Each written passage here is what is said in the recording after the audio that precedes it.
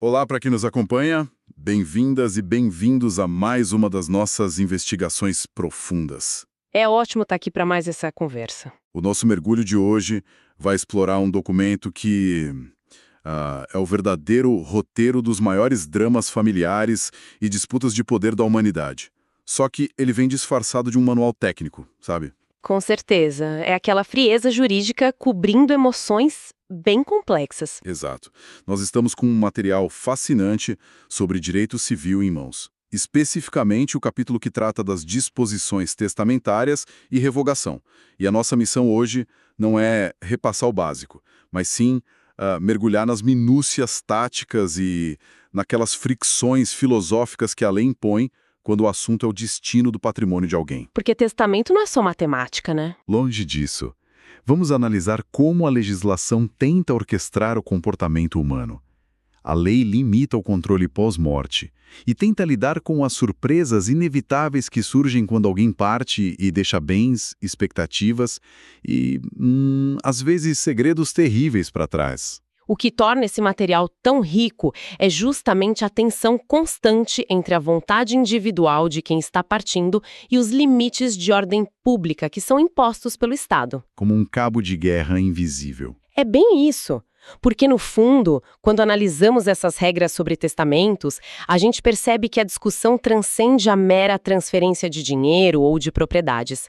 Trata-se de uma tentativa profunda de exercer controle sobre o futuro. De continuar mandando de certa forma. Sim, de proteger gerações que ainda nem existem e de orquestrar a dinâmica de uma família, mesmo após a ausência do patriarca ou da matriarca. A reflexão que se impõe desde o primeiro momento para quem acompanha essa nossa investigação é até que ponto o sistema jurídico permite que um pedaço de papel dite as regras da vida de quem fica. Nossa, essa é a grande questão.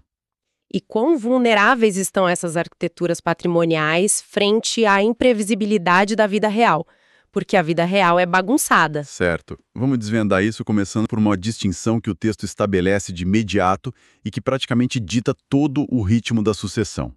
Lendo o material, fica muito claro que a lei separa de forma cirúrgica a figura do herdeiro e a figura do legatário. Uma separação fundamental. Sim.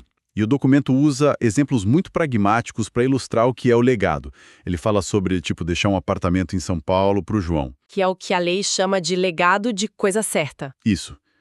Ou então deixar 100 sacas de café para o Pedro, que seria o legado de coisa fungível. Lendo isso, a minha dedução imediata é que a sucessão singular, a do legatário, funciona quase como um escudo ou um compartimento estanque. Ela protege essa pessoa da complexidade geral do inventário, ao contrário do herdeiro, que entra na chamada sucessão universal e pega o pacote completo. A mecânica dessa separação é a base da estratégia de qualquer planejamento sucessório. Na sucessão universal, o herdeiro assume uma fração ideal do patrimônio total. Aquela coisa de herdar 10% de tudo. Exatamente. Isso significa herdar ativos, bens maravilhosos, sim, mas também herdar a responsabilidade proporcional pelas dívidas e obrigações. Claro, até o limite daquela herança, mas ele absorve uma porcentagem do universo patrimonial como um todo. O legatário, por sua vez, está em uma posição diametralmente oposta. Ele fica blindado dessa bagunça toda. A sucessão singular entrega a ele um bem perfeitamente individualizado. Ele não está recebendo 10% de um império que vem misturado com passivos trabalhistas ou fiscais. Ele está recebendo aquelas exatas 100 sacas de café. E ponto. O legado é uma extração cirúrgica de um bem do montante principal para ser entregue a um destinatário muito específico. E o texto traz uma exigência muito rigorosa sobre a eficácia desse legado, né? O artigo 1912 do Código Civil determina que é totalmente ineficaz o legado de coisa certa que não pertence ao testador no momento da abertura da sucessão. Uma regra de ouro do realismo jurídico. Ou seja, se eu coloco no meu testamento que eu deixo a ponte estaiada para alguém, ou até mesmo um carro de luxo que eu planejava muito comprar, mas acabo falecendo antes de fechar o negócio, essa cláusula é letra morta. A lei exige que a coisa precise existir no patrimônio do testador no exato milissegundo do falecimento. O legislador é implacável nesse ponto para evitar a criação de obrigações impossíveis para o espólio. O testamento opera sobre a realidade patrimonial do instante da morte, não sobre sonhos ou intenções futuras. Mas a flexibilidade surge nas diferentes espécies de legados que o material apresenta. O que é fascinante aqui é que a lei prevê situações bem além do bem físico.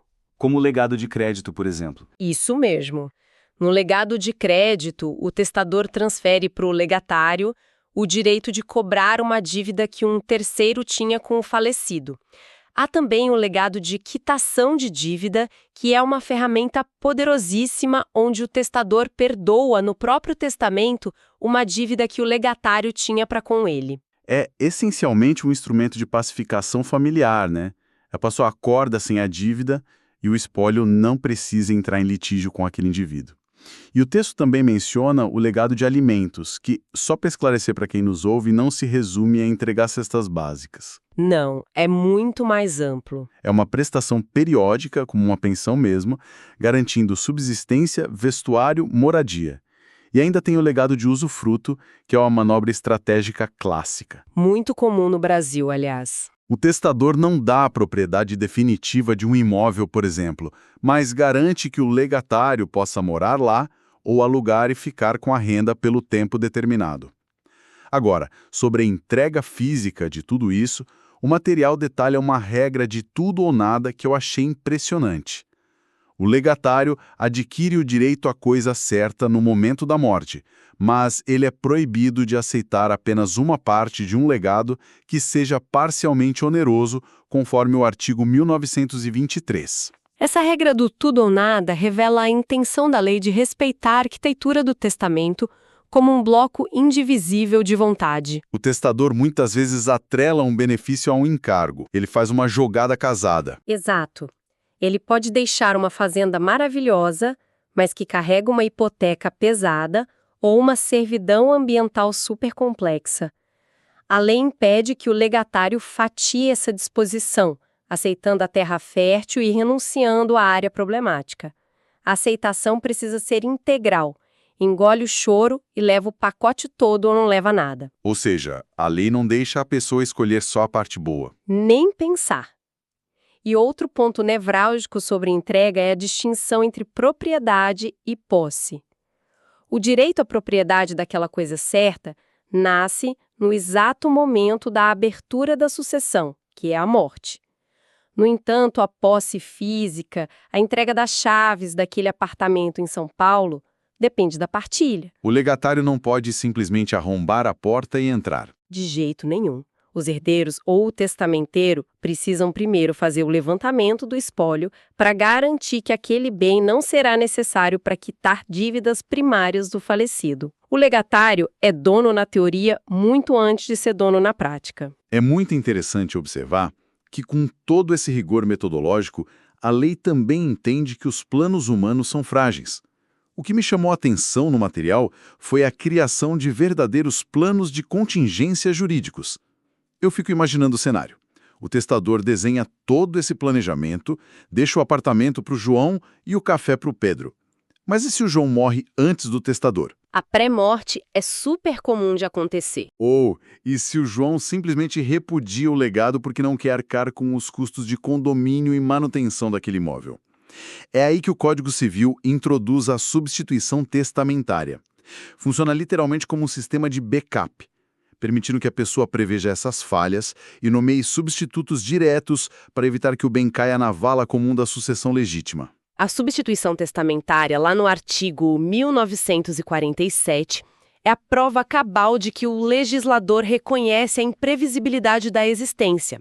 A lei não quer que a vontade do testador seja frustrada por um acidente de percurso.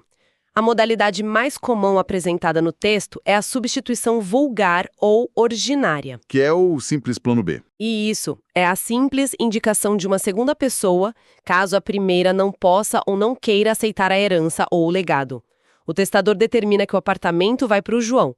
Se o João não aceitar, vai para Maria. Simples assim. Mas o código vai além e descreve a substituição recíproca, que já é uma ferramenta de retenção patrimonial dentro de um grupo fechado.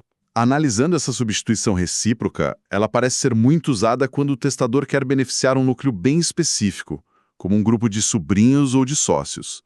Se ele deixa uma fazenda para 3 pessoas simultaneamente e determina substituição recíproca, a renúncia de um deles não faz com que aquela terça parte vá para os herdeiros gerais. Não vai para a viúva ou para os filhos que ficaram de fora. Essa fração repudiada é distribuída internamente entre os 2 sobrinhos que restaram. É uma forma muito inteligente de blindar aquele bem específico para que ele não saia daquele pequeno círculo de confiança desenhado pelo testador. O raciocínio é exatamente esse. A substituição recíproca age como uma força centrípeta, sabe? Mantendo o patrimônio girando ali no núcleo designado. E o que reforça essa intenção protetiva da lei é a presunção legal sobre a abrangência dessa substituição. O documento destaca que se o testador estipulou o substituto apenas para o caso de o beneficiário principal não poder aceitar, por exemplo, em caso de falecimento prévio, a lei presume que essa substituição também é válida para o caso de um beneficiário simplesmente não querer aceitar o bem. A lei tenta salvar o testamento a todo custo. A menos que o testador tenha sido expressamente restritivo no texto. O sistema opera sempre para tentar viabilizar o plano sucessório original. E por falar em planos sucessórios elaborados, chegamos a um ponto do material que exige uma abstração quase cinematográfica da nossa parte. Aqui é que a coisa fica realmente interessante.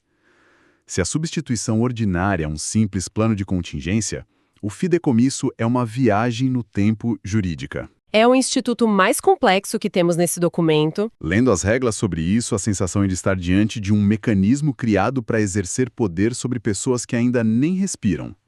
A estrutura básica, pelo que o texto descreve no artigo 1951, exige uma dupla instituição em formato de revezamento. O testador deixa o bem para um primeiro beneficiário, que é chamado de fiduciário.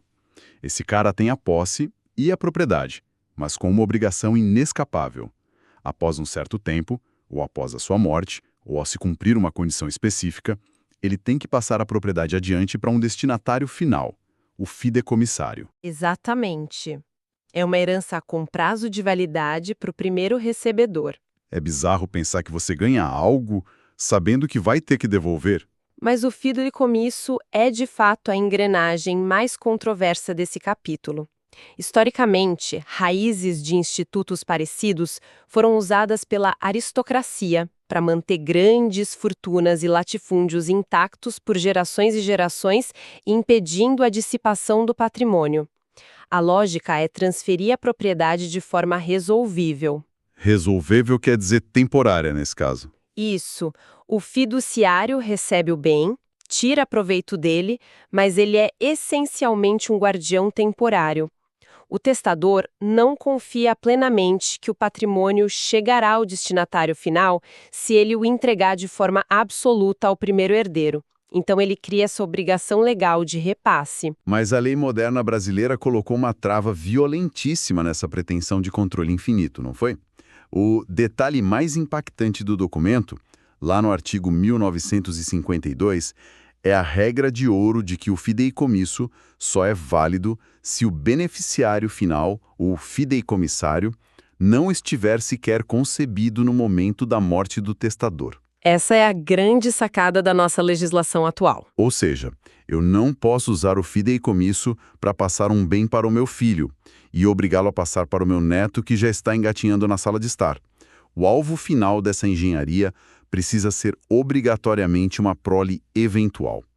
Uma pessoa cuja existência ainda é apenas uma possibilidade biológica. Se conectarmos isso ao panorama geral, essa restrição é o ponto de equilíbrio que o legislador encontrou entre respeitar a vontade do testador e impedir a vinculação perpétua dos bens, porque vincular bens para sempre paralisaria a economia e a circulação de riquezas. Ninguém ia poder vender nada nunca mais. A lei abomina a ideia de um governo dos mortos estendido por várias gerações. Ao limitar o fideicomisso apenas em favor da prole eventual, os não concebidos no momento da abertura da sucessão, o Estado manda um recado claro.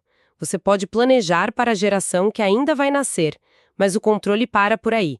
Não se pode criar uma cadeia infinita de fiduciários. E o texto resolve um dilema temporal brilhante a partir disso. O que acontece se a vida for mais rápida que o testamento? Imagine que o testador cria o fideicomisso para o futuro filho do sobrinho dele. Mas o testador demora muitos anos para falecer, o sobrinho se casa, tem o filho, e quando o testador finalmente morre, aquele que deveria ser o fideicomissário não concebido já está vivo, já é uma criança correndo pelo quintal. O plano original já não encaixa na regra legal. O material explica que a mágica da propriedade resolúvel simplesmente desaparece nesse caso. A lei converte instantaneamente essa estrutura. O beneficiário que já nasceu ganha a propriedade direta do bem e aquele que seria o primeiro na corrida de revezamento fiduciário é rebaixado a mero usufrutuário. É uma conversão automática de um instituto no outro, para salvar a utilidade do documento. Essa conversão automática demonstra uma sofisticação enorme do Código Civil. Ao invés de anular a cláusula e frustrar o planejamento inteiro, a lei adapta a vontade do testador à realidade fática do momento da morte. O sobrinho, no seu exemplo, recebe o direito de usar e fruir do bem, garantindo seu sustento, enquanto a criança, que já nasceu, consolida a propriedade nua. O patrimônio fica protegido de forma imediata, sem a necessidade da propriedade temporária irresolúvel que caracteriza o fideicomisso puro. Então, o que tudo isso significa quando a gente pensa na fragilidade humana? Porque com tudo isso em mente, a gente observa um esforço monumental, um planejamento estratégico quase exaustivo por parte do testador para ditar o futuro. Ele nomeia legatários, prevê substitutos recíprocos, elabora fideicomissos complexos para pessoas não concebidas, o testamento vira uma verdadeira fortaleza jurídica. Mas o documento traz uma virada dramática quando apresenta as ferramentas que fazem toda essa fortaleza desmoronar. E há uma distinção abissal entre os dois caminhos de desconstrução abordados no capítulo, a revogação e o rompimento. Duas figuras com origens completamente diferentes. Lendo o texto, fica evidente que a revogação é um ato de soberania ativa do testador, enquanto o rompimento é uma implosão involuntária causada por um choque de realidade. A linha que separa a revogação do rompimento é ditada pela origem da vontade. A revogação é a expressão máxima da liberdade testamentária. O testamento é, por essência, um ato revogável a qualquer momento antes da morte. O testador não precisa justificar para ninguém porque mudou de ideia. A lei apresenta as modalidades claras para isso, né? Sim, existe a revogação expressa, que é a declaração formal em um novo testamento afirmando que o documento anterior está sem efeito. Existe a revogação tácita, que ocorre quando o testador simplesmente redige um novo testamento com disposições incompatíveis com o primeiro. Se antes ele deixou a casa da praia para o filho A, e no Novo Testamento deixa a mesma casa da praia para o filho B. A disposição anterior está tacitamente revogada. E há, claro, a revogação material ou real, que é o ato físico e dramático de rasgar, destruir ou rasurar o documento intencionalmente. E um detalhe técnico severo sobre a revogação é que ela é irreversível. O artigo 1970 especifica que se eu revogar o meu primeiro testamento através de um segundo testamento, e por algum motivo esse segundo testamento caducar, digamos que o novo herdeiro renuncie ou seja excluído por indignidade, o primeiro testamento não ressuscita. Não tem volta. A revogação produz seus efeitos obliteradores no exato momento em que é feita, independentemente da eficácia prática do novo documento. Mas, como observamos, a revogação é uma escolha consciente. O rompimento, por outro lado, soa quase como um evento sísmico. É a invalidação total e automática do testamento pela sobrevivência de um descendente sucessível, de acordo com o artigo 1973. O rompimento é a manifestação da proteção absoluta do Estado sobre a família legítima. O texto detalha que o rompimento ocorre quando sobrevém um descendente sucessível ao testador que não o tinha ou não o conhecia quando testou. A lógica filosófica por trás disso é o princípio da presunção da afeição. O que isso quer dizer na prática? O legislador presume de forma absoluta, sem margem para discussão em tribunal, que se aquele testador soubesse da existência daquele filho no momento em que redigiu o testamento, ele teria feito um planejamento sucessório completamente diferente. O cenário que o material descreve é extremo. A pessoa pode ter passado 20 anos elaborando fideicomissos, legados complexos, perdoando dívidas e instituindo substitutos recíprocos, tudo milimetricamente calculado. Se após a confecção desse testamento nasce um filho que o testador não esperava, ou se ocorre o reconhecimento pós-morte de um filho biológico de um relacionamento do passado que o testador genuinamente desconhecia, O testamento se rompe. em todas as suas disposições. A expressão da lei é essa mesma. Não há redução, não há adaptação para acomodar o novo filho. É a destruição completa do documento. Todos aqueles legados e estruturas de repente viram poeira, e a sucessão inteira segue as regras da herança legítima, como se o testamento nunca tivesse existido. Isso levanta uma questão importante sobre a nossa hierarquia de valores do direito civil. A proteção aos herdeiros necessários supera qualquer planejamento documental prévio. É interessante notar que o rompimento não acontece se o testador já sabia da existência daquele filho e mesmo assim decidiu dispor da parte disponível do seu patrimônio para terceiros. O gatilho do rompimento é o elemento surpresa, a quebra da premissa factual sobre a qual o testador construiu seu planejamento.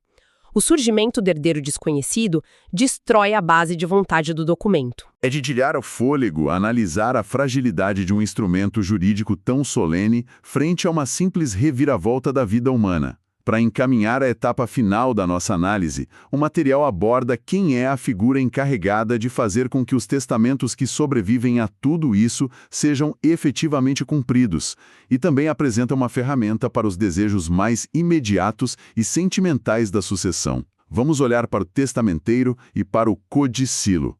A figura do testamenteiro parece carregar um fardo considerável. Um fardo enorme e muitas vezes ingrato. Não é apenas um título honorífico para um amigo querido. É uma função de execução e defesa ativa do espólio. O testamenteiro, regido lá pelos artigos 1976 em diante, é o braço executor da vontade de quem faleceu. É uma pessoa de estrita confiança nomeada no próprio corpo do testamento. As obrigações descritas no texto são densas.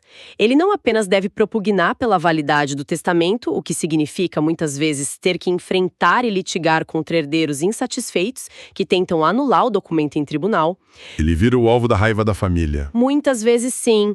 E ele também tem o dever fiduciário de cumprir as disposições no prazo estipulado e prestar contas detalhadas de cada centavo movimentado perante o juiz. É uma responsabilidade que exige organização, resiliência e um profundo conhecimento da vontade do testador. Um verdadeiro guardião do legado documental, sujeito a uma fiscalização rigorosa da justiça. Mas o que traz um contraste quase poético para o final do nosso material de hoje é a regulamentação do codicilo.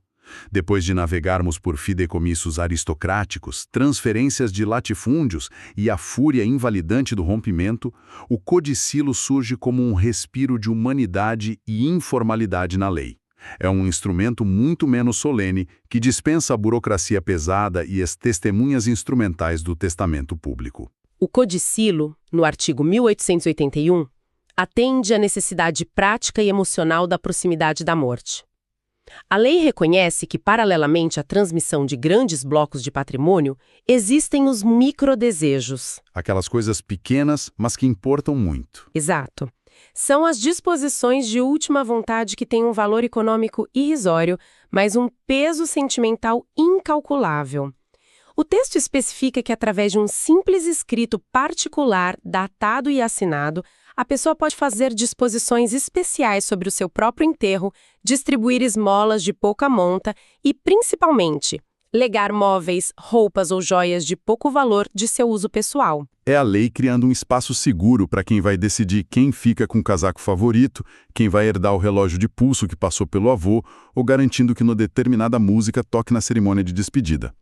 O codicilo lida com o luto na sua dimensão mais palpável e imediata. E a genialidade do sistema é manter esses pequenos desejos a salvo das grandes disputas do inventário principal. Embora o texto seja claro ao afirmar que um codicilo pode sim ser revogado por outro codicilo ou por um testamento posterior que modifique aquelas vontades específicas. É a coexistência da grande engenharia patrimonial com a delicadeza dos pequenos afetos diários. Nós percorremos uma trajetória densa e fascinante pelo material de hoje.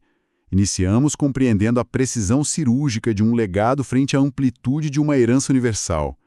Observamos o testador julgando xadrez com o destino ao criar substituições testamentárias para blindar seu planejamento contra recusas imprevistos. Aprofundamos na máquina do tempo jurídica do fideicomisso, entendendo como a lei freia a tentativa de controle além da prole rentual. Testemunhamos a força destrutiva de um segredo do passado ou de um nascimento não planejado através da figura do rompimento, que reduz a pó o planejamento mais elaborado. E aterrissamos na execução prática do testamenteiro e na sensibilidade informal dos codicilos. E, ao sintetizar toda essa arquitetura jurídica baseada nas fontes que analisamos, somos conduzidos a uma constatação que transcende a técnica do direito civil. O sistema legal oferece um arsenal extraordinário para projetarmos nossa vontade para o futuro. Condições estritas, substitutos recíprocos, fideicomissos geracionais. É a ilusão de que podemos domar o imponderável através de cláusulas bem redigidas. A gente acha que tem tudo sob controle. Mas o Instituto do Rompimento serve como um lembrete contundente e humilde. Um planejamento patrimonial perfeitamente orquestrado pode ser completamente fulminado pela revelação de um fato omitido ou pelo surgimento de uma nova vida desconhecida. Isso nos obriga a ponderar profundamente sobre os limites do nosso controle. Por mais que tentemos estruturar o legado que deixaremos para o amanhã, ele estará sempre ancorado e vulnerável à verdade crua e, muitas vezes, aos segredos inexplorados do nosso próprio passado. É uma reflexão incrível que nos convida a continuar questionando as estruturas invisíveis e muitas vezes imperfeitas que organizam a nossa sociedade, as nossas famílias e as nossas próprias expectativas sobre o que deixamos para trás. Agradecemos imensamente a companhia de cada pessoa que mergulhou nas entrelinhas desses documentos com a gente hoje. Continuaremos a explorar os cruzamentos entre os grandes sistemas de regras e a complexidade do comportamento humano em nossa próxima análise profunda. Um grande abraço.